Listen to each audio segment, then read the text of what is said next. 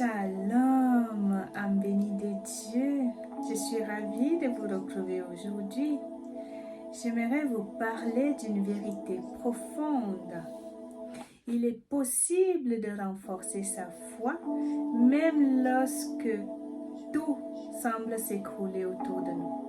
En tant que maman, j'ai traversé des tempêtes que je ne m'attendais pas à vivre aussi jeune. Et pourtant, lors de cette tempête, j'ai découvert que la foi pouvait nous transporter au-delà de nos souffrances. Dans Romains chapitre 8, versets 38 à 39, nous dit ceci.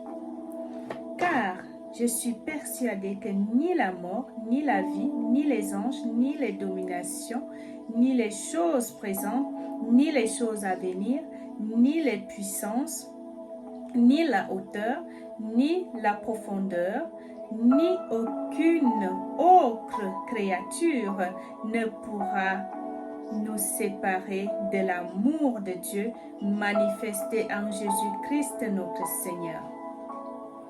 Pègre, mon mari a été un choc immense pour moi, un moment où tout semblait s'écrouler autour de moi. Mes projets, mes rêves, ma sécurité.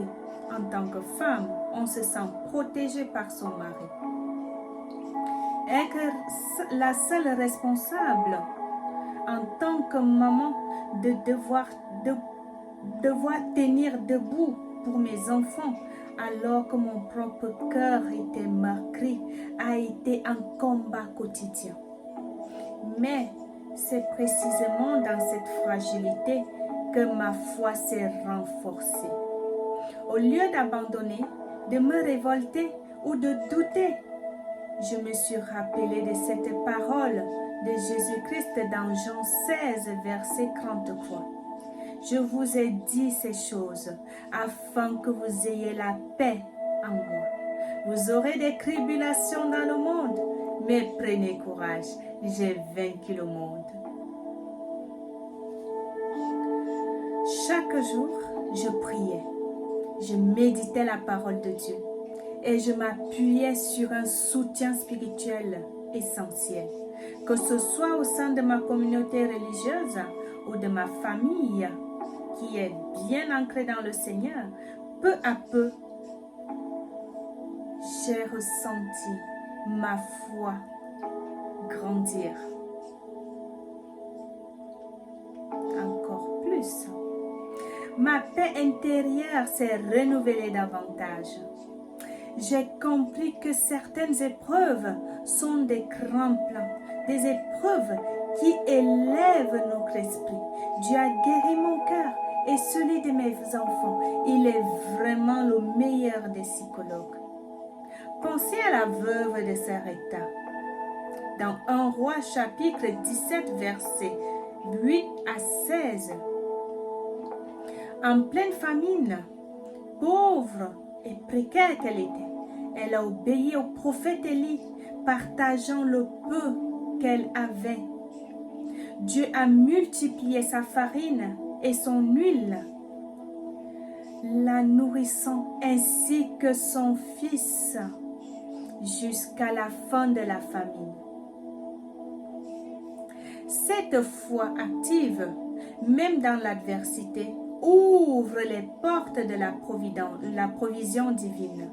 Dieu prend soin de ceux qui lui font confiance, même dans les heures les plus sombres. Qu'est-ce que je peux te dire aujourd'hui pour y arriver? Si tu traverses un moment, non pas seulement de deuil, ça peut être une autre situation dans ta vie. Ancre-toi chaque jour dans la parole de Dieu. Va puiser la force et l'encouragement. Prie avec sincérité et persévérance, même quand les réponses tardent. Si les larmes veulent couler, laisse-les couler. Il n'y a pas meilleur endroit que de prier devant Dieu.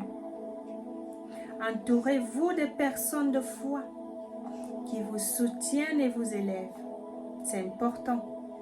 Rappelez-vous des promesses de Dieu dans vos vies et accrochez-vous.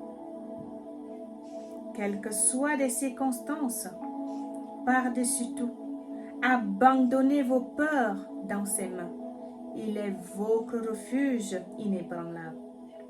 Même quand tout semble changer autour de nous, la perte d'un être cher, d'un emploi, d'un logement, ou bien face à l'incertitude et à la solitude, la foi en Dieu reste cette ancre solide. Comme une veuve et maman que je suis, j'ai compris que c'est dans la nuit la plus noire que sa lumière brille encore plus forte. Fortifiez votre cœur. Aimez-vous avec patience et espérance, car Dieu agit toujours en faveur de ceux qui le cherchent sincèrement. Je vous remercie d'avoir passé ce moment avec moi. Que le Seigneur vous bénisse abondamment. Si tu désires un soutien spirituel, rapproche-toi de ton église. Si tu n'as pas encore d'église, cherche une communauté. Que le Seigneur te mettra à cœur. Ne choisis pas de toi-même, parce qu'il existe dans ce monde église et église. Que le Seigneur vous donne l'esprit de discernement et qu'il vous bénisse abondamment. Shalom.